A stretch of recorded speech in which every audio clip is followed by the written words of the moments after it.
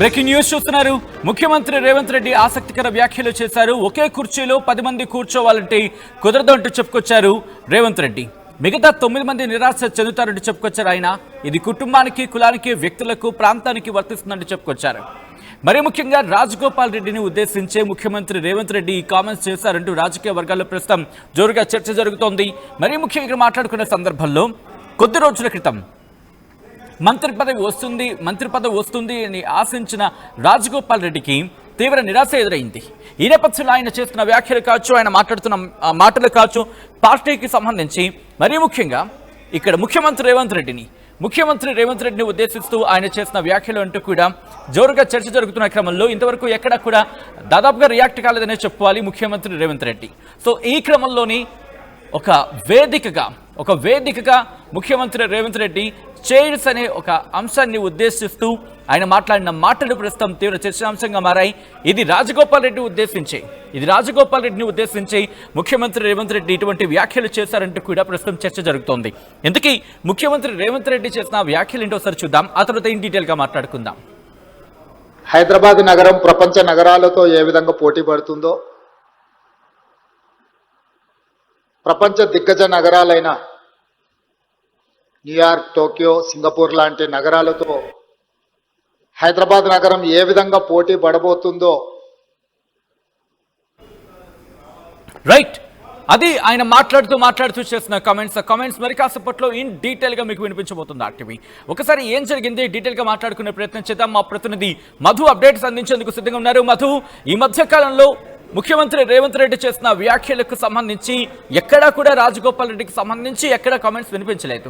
But ఇది direct గాను indirect గాను రాజగోపాల్ రెడ్డి ఉద్దేశించి చేసిన వ్యాఖ్యలు అంటే చర్చ జరుగుతోంది. ఈ నేపథ్యంలో ఆయన చేసిన వ్యాఖ్యలకు సంబంధించి ఎటువంటి చర్చ జరుగుతోంది, ఎలా చూడాలి? ఎగ్జాక్ట్లీ, ఎందుకంటే రాజగోపాల్ రెడ్డి పదే కామెంట్ చేస్తా ఉన్నారు ముఖ్యమంత్రి టార్గెట్ కాబట్టి ఈ రోజు ఆయన ఈ మాటలతో సమాధానం ఇచ్చేలా మాట్లాడారు అంటూ పొలిటికల్ సర్కిల్లో చర్చ కొనసాగుతుంది. దానికి 2 రీజన్స్ ఉన్నాయి. ఒకటి, ముఖ్యమంత్రి రేవంత్ రెడ్డి కోమటిరెడ్డి రాజగోపాల్ రెడ్డి మంత్రి పదవి అడ్డుకుంటున్నారు అంటూ ముఖ్యమంత్రి రేవంత్ రెడ్డి టార్గెట్ గా వ్యాఖ్యలు చేస్తా ఉన్నారు ఓపెన్ గా. కాబట్టి ఈ అంశానికి సంబంధించి ఈ రోజు అన్ని రకాలుగా ఒక పదవి కోసం అందరూ పోటీ పడితే 10 మంది పోటీ పడితే 9 మంది నిరాశ చెందాల్సి వస్తుంది అనేటువంటి జనరల్ గా మనందరికి తెలిసిన విషయం ఇది. ఫస్ట్ మొదటి స్థానం ఒకరికి వస్తుంది. సో ఆ ఉద్దేశాన్ని ఆయన ఆపాదిస్తూ ఈ స్టేట్మెంట్ చేశారు.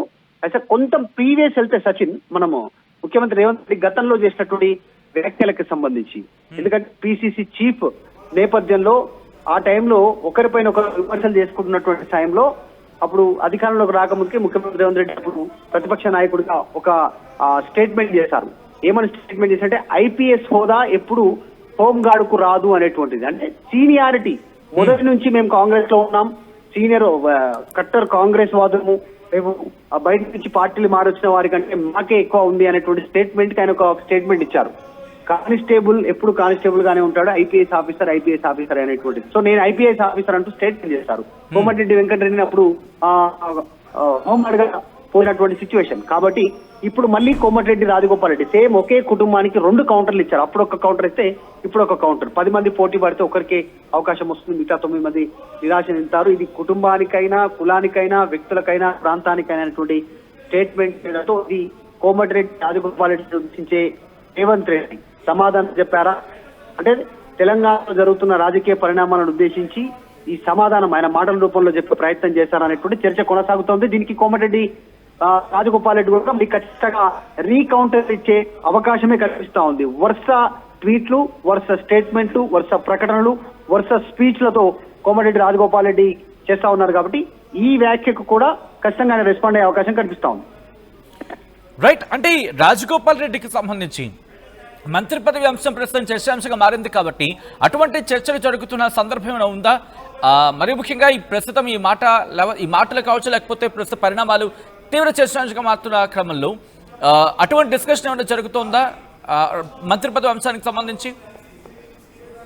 అంటే మంత్రి పదవికి సంబంధించినటువంటి అంశం 2 ఇప్పుడు చాలా టిపికల్ గా మారిపోయినటువంటి పరిస్థితి ఉమ్మడి నల్గొండ జిల్లాకు సంబంధించి. ఎందుకంటే 2 మంత్రి పదవులు నల్గొండ జిల్లాలో రెడ్డి సామాజిక వర్గానికే ఉన్నాయి. అసలు యాక్చువల్ ఉమ్మడి నల్గొండ జిల్లానే కాదు, ఓవరాల్ గా రాష్ట్ర వ్యాప్తంగా రెడ్డి సామాజిక వర్గానికే పెద్ద ఎత్తున పదవులు ఉన్నాయి. మంత్రి పదవులు, నామినేటెడ్ పదవులు, పార్టీలో పదవులు, ఇంకా ఇతరత్రకు సంబంధించిన అన్ని పోస్టుల్లో రెడ్డి సామాజిక వర్గం వారిదే ఉంది కాబట్టి ఇంపార్టెంట్. దాన్ని వ్యతిరేకిస్తా ఉన్నారు బీసీ, ఎస్సీ, ఎస్టీ సామాజిక వర్గం తెలంగాణలో. Already Rahul Gandhi core line ఒకటి కితనే ఆబాదీ ఉత్తేజదారి, ఈ స్టేట్మెంట్ ఒకటి ఇంపార్టెంట్ గా మారింది ప్రస్తుతం ఉన్నటువంటి దాంట్లో. మళ్ళా స్థానిక సంస్థల్లో 42% రిజర్వేషన్ ఇస్తామన్నారు, ఆ రిజర్వేషన్ సాధ్యపడట్లేదు, పార్టీ పరంగా ఇస్తామన్నారు. సో అన్ని రకాలుగా కేవలం పేర్ల వరకే చెప్తా ఉన్నారు కానీ సామాజిక వర్గ పరంగా డిసైడ్ ఏం చేయట్లేదు అనేటువంటిది తీవ్రమైన అసంతృప్తి తెలంగాణలో ఉంది. కేవలం బీసీ, ఎస్సీ, ఎస్టీలను మోసం చేస్తా ఉంది కాంగ్రెస్ అనేటువంటి ఒక అభిప్రాయం వ్యక్తం అవుతుంది. క్షేత్రస్థాయిలో పొలిటికల్ సర్కిల్ విమర్శలు కూడా వస్తా ఉన్నాయి. ఇప్పుడు ఈ సిచ్యువేషన్ లో మళ్ళీ ఉమ్మడి నల్గొండ జిల్లాలో రాజగోపాల్ రెడ్డికి మంత్రి పదవి ఇస్తే మరింత ఎక్కువ అయ్యేటువంటి అవకాశం ఉంది. ముఖ్యంగా బీసీ వర్గాల్లో తీవ్ర అసంతృప్తి వ్యక్తమయ్యే అవకాశం ఉంది. నల్గొండ జిల్లాలో 2 రేట్లకే మంత్రి పదవి ఇచ్చి ఇప్పుడు 3వ మంత్రి పదవి కూడా మళ్ళీ రెడ్డికి ఇస్తే ఎట్లా అనేటువంటి చర్చ జరిగే అవకాశం ఉంది రాష్ట్ర వ్యాప్తంగా. కాబట్టి దాదాపు క్వశ్చన్ వస్తుంది, పార్టీలో చేర్చుకునే క్రమంలో మీకు తెలియదా, నాకు హామీ ఇచ్చారు అంటూ కూడా ఒక క్వశ్చన్ కావచ్చు, లేకపోతే ఒక అంశం తీవ్ర చర్చాంశంగా మారుతున్న క్రమంలో దీనికి సంబంధించి ముఖ్యమంత్రి వర్గం కావచ్చు, లేకపోతే కాంగ్రెస్ కీలకమైన కాంగ్రెస్ వ్యక్తులు కావచ్చు, లేకపోతే వర్గాలు కావచ్చు, ఇటువంటి వర్షం వినిపించే ప్రయత్నం చేస్తున్నారు రాజగోపాల్ రెడ్డి విషయానికి సంబంధించి. రాజగోపాల్ రెడ్డి స్ట్రైట్ గా అటాక్ చేస్తున్నారు ముఖ్యమంత్రి రేవంత్ రెడ్డిని, అధిష్టానాన్ని. నేను పార్టీలోకి వచ్చేటప్పుడు తెలీదా నేను రెడ్డి కుటుంబ సభ్యులమని, అన్నదమ్ములమని, అయినా ఇద్దరం సమర్థులమే కదా, మీరు హామీ ఇచ్చిన మాట వాస్తవమే కదా, ఓడ దాటిన వరకు ఓడ మల్లన, ఓడ దాటిన తర్వాత బోడ మల్లన, ఇట్లాంటి స్టేట్మెంట్ చేయడం. అయినా పాలమూరు జిల్లా వ్యక్తికి ముఖ్యమంత్రి పదవి మీరే కదా ఇచ్చింది అనేటువంటి ఇంకొక ముందడుగు స్టేట్మెంట్ చేస్తారు. అంటే రేవంత్ రెడ్డికి ముఖ్యమంత్రి పదవి ఇచ్చిందే మేము కదా అనేటువంటి స్టేట్మెంట్ చేస్తారు. అన్నింటిని దృష్టిలో పెట్టుకొని వెరసి పెద్ద వివాదంగా మారే అవకాశం ఉంది. రాజగోపాల్ రెడ్డి స్ట్రైట్ అటాకే చేస్తా ఉన్నారు, చాలా స్ట్రాంగ్ అటాకే చేస్తా ఉన్నారు, చాలా బలమైనటువంటి ఒక వాదనను తెరపైకి తెస్తా ఉన్నారు. ఇస్తే మంత్రి పదవి ఇవ్వండి, లేకపోతే రాజీనామా చేస్తాననేటువంటిది క్వైట్ కాంగ్రెస్ పార్టీకి హెచ్చరిక జారీ చేస్తా ఉన్నారు, ఇటు ముఖ్యమంత్రికి అటు అధిష్టానానికి. ఎగ్జాక్ట్లీ ఖచ్చితంగా మంత్రి పదవి రాజగోపాల్ రెడ్డికి ఇస్తేనేమో వెనక ముందు నుయ్యి వెనక గొయ్యి, ఇది సిచ్యువేషన్ కాంగ్రెస్ పార్టీది ఉన్న తెలంగాణలో. ఆయనకు మంత్రి పదవి ఇవ్వకుంటే రాజీనామా చేస్తారు, మంత్రి పదవి ఇస్తే బీసీ, ఎస్సీ సంఘాలన్నీ కూడా కాంగ్రెస్ కు దూరం అయ్యే పరిస్థితి ఉంది. ఏం చేయని, ఏం పాలుపోని పరిస్థితి ఉంది. ఒకవేళ సస్పెండ్ చేస్తే రాజగోపాల్ రెడ్డి పార్టీ నుంచి ఒక విమర్శల పాలయ్యే అవకాశం ఉంది. హామీ ఇచ్చిందే కాంగ్రెస్, సస్పెండ్ చేసిందే కాంగ్రెస్. ఒక్కసారి మీరు లైన్ లో ఉండే ప్రయత్నం చేయండి. రేవంత్ రెడ్డి చేసిన వ్యాఖ్యలు ఏంటి? రేవంత్ రెడ్డి ఇటు రాజగోపాల్ రెడ్డిని ఉద్దేశిస్తూ చేసిన వ్యాఖ్యలు ప్రస్తుతం రాజకీయ వర్గాల్లో చర్చ జోరందుకుంటున్న క్రమంలో ఇటు ముఖ్యమంత్రి రేవంత్ రెడ్డి రాజగోపాల్ రెడ్డిని ఉద్దేశిస్తూ చేసిన వ్యాఖ్యలంటూ ప్రస్తుతం తీవ్ర దుమారాన్ని రేపుతున్న ఆ బైట్ ఇప్పుడు చూద్దాం.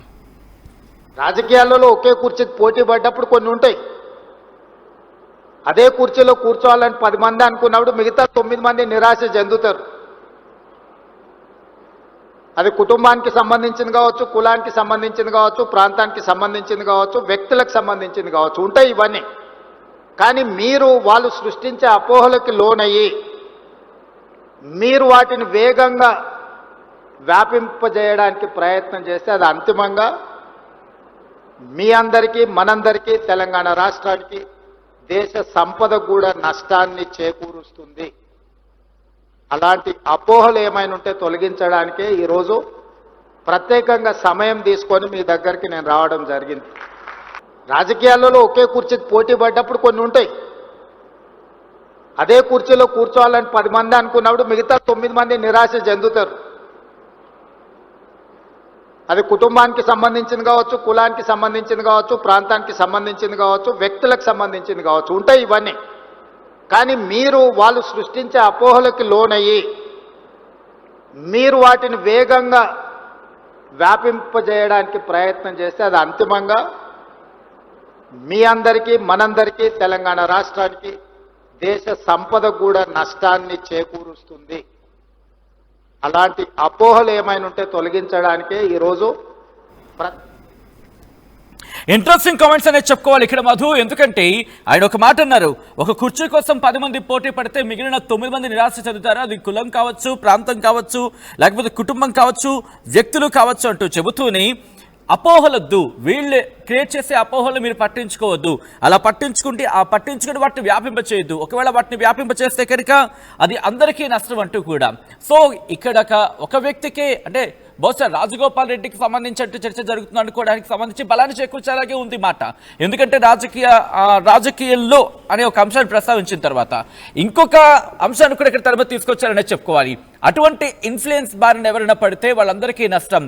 మీ అంశాలంటే వాటిని క్లారిటీ చేయడానికి నేను ఇక్కడికి వచ్చానంటూ కూడా అక్కడున్న క్రౌడ్ను ఉద్దేశిస్తూ కావచ్చు, అక్కడికి వచ్చిన వాళ్ళు ఉద్దేశిస్తూ మాట్లాడిన సందర్భం కింద అనుకున్నప్పటికీ ఇది ఇండైరెక్ట్ గా చాలా సంకేతాలు పంపించే అవకాశం ఉంది. సో ఈ నేపథ్యంలో రాజగోపాల్ రెడ్డి వర్గానికి సంబంధించిన రియాక్షన్ వస్తుందా, లేకపోతే అఫ్కోర్స్ తర్వాత మాట్లాడుకునే ప్రయత్నం చేద్దాం. ఇది ఈ కామెంట్స్ కి సంబంధించి ఎటువంటి చర్చ జరుగుతుంది కాంగ్రెస్ పార్టీలో మధు? అందరినీ ఉద్దేశించి చెప్పినట్టుగా అనిపిస్తున్నప్పటికీ కూడా అది కేవలం కొద్ది మందికి మాత్రమే ముఖ్యమంత్రి రేవంత్ రెడ్డి మెసేజ్ ఇచ్చినట్టుగా చాలా స్పష్టంగా కనిపిస్తా ఉంది.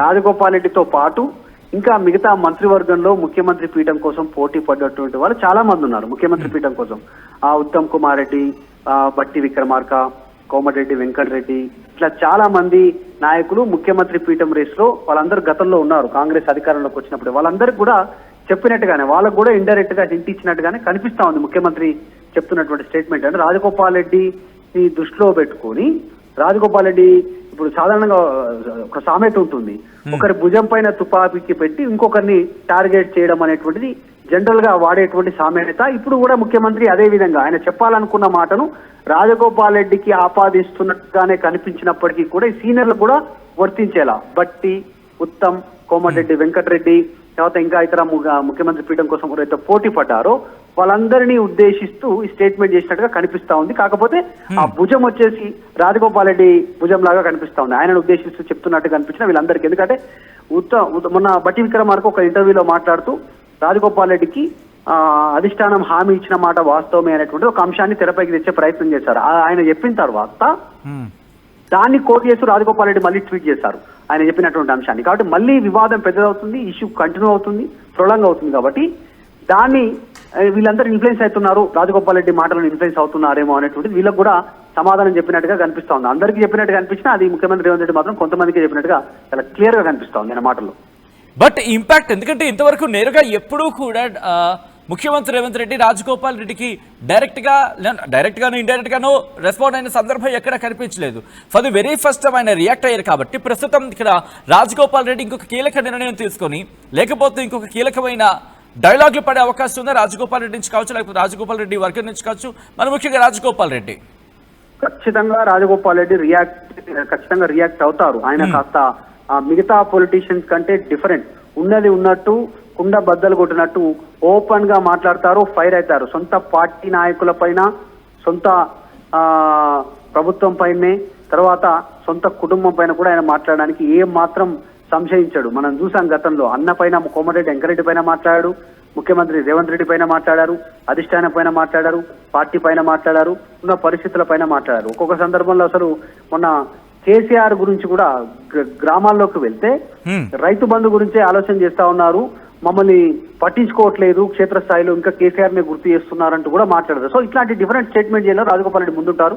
ఇప్పుడు ఈ వ్యాఖ్యలు ఆయనకే ఉద్దేశించి మాట్లాడినటువంటి మాటలు కాబట్టి ఖచ్చితంగా రాజగోపాల్ రెడ్డి రియాక్షన్ ఇచ్చేటువంటి అవకాశం ఉంది. ఆల్రెడీ ఈ రోజు ఉదయమే ఒక ప్రెస్ నోట్ రిలీజ్ చేశారు రాజగోపాల్ రెడ్డి. రాజగోపాల్ రెడ్డి చేస్తున్నటువంటి అంశాలను రాష్ట్ర ప్రభుత్వం ఫాలో అవుతుంది అనేటువంటి స్టేట్మెంట్ చేశారు. ప్రభుత్వ స్కూళ్లలో ప్రోత్సాహకాలు ఫస్ట్, సెకండ్, థర్డ్ ర్యాంక్ వచ్చినటువంటి వాళ్ళకి నగదు రూపంలో రాజగోపాల్ రెడ్డి మునుగోడులో ఆయన హెల్ప్ చేస్తా ఉన్నారు ప్రభుత్వ స్కూళ్లలో. సేమ్ అదే స్కీమ్ ఈ రోజు ఇండిపెండెన్స్ డే సందర్భంగా ప్రభుత్వ స్కూళ్లలో ఫస్ట్, సెకండ్, థర్డ్ ర్యాంక్ వచ్చినటువంటి వాళ్ళకి నగదు ప్రోత్సాహకాలు ప్రభుత్వం ఇస్తా ఉంది. సో నన్ను ఫాలో అవుతుంది రాష్ట్ర ప్రభుత్వం అనేటువంటి స్టేట్మెంట్ చేసిన, అంటే ప్రతి అంశంలో నేనే బెస్ట్, నేను రాష్ట్ర ప్రభుత్వం కంటే నేనే బెస్ట్, నాకు ఇస్తే ఇంకా బాగుంటుంది అనేటువంటి రీతిలో ఆయన స్టేట్మెంట్ చేస్తున్నారు మంత్రి పదవి విషయంలో. కాబట్టి ముఖ్యమంత్రి వ్యాఖ్యలపైన కూడా ఖచ్చితంగా రాజగోపాల్ రెడ్డి రియాక్ట్ అయ్యే అవకాశం ఉంది. మొత్తానికి ముఖ్యమంత్రి చాలా సున్నితంగా చెప్తూనే చాలా స్ట్రాంగెస్ట్ మెసేజ్ ని రాజగోపాల్ రెడ్డికి ఇచ్చినట్టుగా కనిపిస్తా ఉంది. రైట్ మధు, అంటే ఇప్పుడు జరుగుతున్న పరిణామాలు బట్టి చూస్తూ ఉంటే రాజగోపాల్ రెడ్డికి సంబంధించి కాంగ్రెస్ పార్టీ కీలక నిర్ణయం తీసుకోబోతోంది, లేకపోతే కీలక నిర్ణయం తీసుకునే దిశగా అటుగా అడుగులు వేస్తోంది అని అర్థం వచ్చేలా ఉందని అనుకోవాలా ముఖ్యమంత్రి రేవంత్ రెడ్డి చేసిన వ్యాఖ్యల ప్రకారం? అంటే ఒకటి కనిపిస్తా ఉంది, ఆయన ఇన్నిసార్లు స్టేట్మెంట్ చేసినా కూడా హ్మ్. రాజగోపాల్ రెడ్డి విషయంలో పార్టీ నుంచి కానీ అధిష్టానం నుంచి కానీ ముఖ్యమంత్రి నుంచి కానీ లేకపోతే ముఖ్యమంత్రి వర్గీయుల నుంచి కానీ ఇంతవరకు కౌంటర్ అటాక్ లేదు ఎలాంటి అటాక్ లేదు, అసలు కౌంటర్ అటాక్ లేదు, కనీసం వివరణ ఇచ్చేటువంటి సిచ్యువేషన్ లేదు. క్రమశిక్షణ సంఘానికి సంబంధించి మల్లు రవిని మనం అడిగితే కూడా ఒక స్టేట్మెంట్ చేస్తారు మల్లు రవి. అనిరుద్ రెడ్డి పైన చర్చ జరుగుతుంది క్రమశిక్షణకు సంబంధించి, తర్వాత ఉమ్మడి వరంగల్ జిల్లాకు సంబంధించిన నాయకుల గురించి చర్చ జరిగింది, రాజగోపాల్ గురించి ఇంతవరకు చర్చ జరగలేదు, అలాంటి అంశం మా దృష్టికి రాలేదు అనేటువంటి స్టేట్మెంట్ చేయడమే మనం ఇక్కడ గమనించాల్సినటువంటి అవసరం ఉందంటే రాజగోపాల్ రెడ్డి గురించి కాంగ్రెస్ పార్టీ అధిష్టానం కానీ రాష్ట్ర కాంగ్రెస్ నాయకత్వం కానీ క్రమశిక్షణ సంఘం కానీ ముఖ్యమంత్రి వర్గీయులు కానీ మాట్లాడడానికి కూడా భయపడేటువంటి పరిస్థితి క్షేత్రస్థాయిలో ఉంది అనేటువంటి వర్గం అది. ఒకవేళ ఆయన గురించి ఆయన వైపు ఎవరు వేలెత్తి చూపినా వాళ్ళ పైన అటాక్ చేసే పరిస్థితి ఉంది. రాజగోపాల్ రెడ్డి ఓపెన్ గానే ఫైర్ చేస్తారు. వాళ్ళ లూప్ పోల్స్ ఏమనంటే బహిరంగంగా మాట్లాడేటువంటి సిచ్యువేషన్ ఉంటుంది. మనం గతంలో చూసాం పిసిసి చీఫ్ గా రేవంత్ రెడ్డి ఎప్పుడైతే నియామకం అయ్యారో దాన్ని వ్యతిరేకిస్తూ రాజీనామా చేశారు.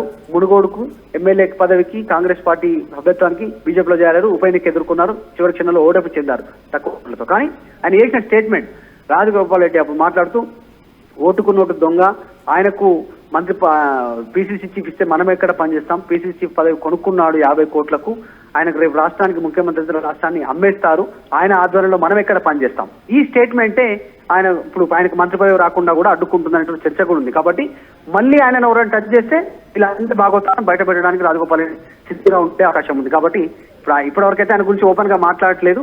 ముఖ్యమంత్రి సున్నితంగా స్ట్రాంగ్ మెసేజ్, సున్నితమైనటువంటి వర్డ్స్ తో, సాఫ్ట్ వర్డ్స్ తోనే స్ట్రాంగెస్ట్ మెసేజ్ ఇచ్చినట్టుగా కనిపిస్తా ఉంది.